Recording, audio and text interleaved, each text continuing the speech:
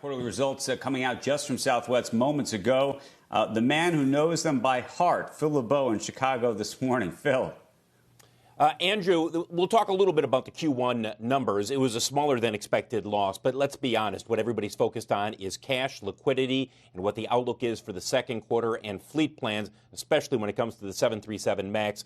A loss of 15 cents a share, better than the expectation, which was for a loss of 41 cents a share. Revenue weaker than expected, $4.2 billion. The expectation was for $4.4 billion. And now let's talk about the cash on hand. They ended the first quarter with $5.5 billion in cash on hand. But when you look at their liquidity as of April 24th, so as of last Friday, $9.3 billion in cash on hand. This year, just this year, Southwest has raised or boosted its cash position with cash on hand by $6.8 billion. And don't be surprised if we see more of this in the next couple of quarters. The cash burn for Q2, the expectation is between $30 and $35 million per day. Now let's talk about the 737 MAX, because that's the news in here that's going to get a fair amount of attention, especially ahead of Boeing reporting its Q1 results tomorrow.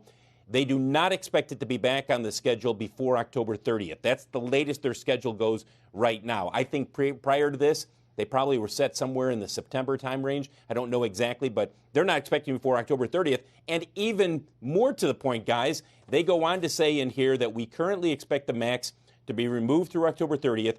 In light of the current environment, we are in the process of revising our aircraft order book with Boeing, and will continue partnering with Boeing on a sensible delivery schedule. By the way, they've already knocked down the number of MAXs they expect to receive from Boeing this year if the plane is ungrounded by the FAA, as well as how many they will take next year if the plane is ungrounded by the FAA.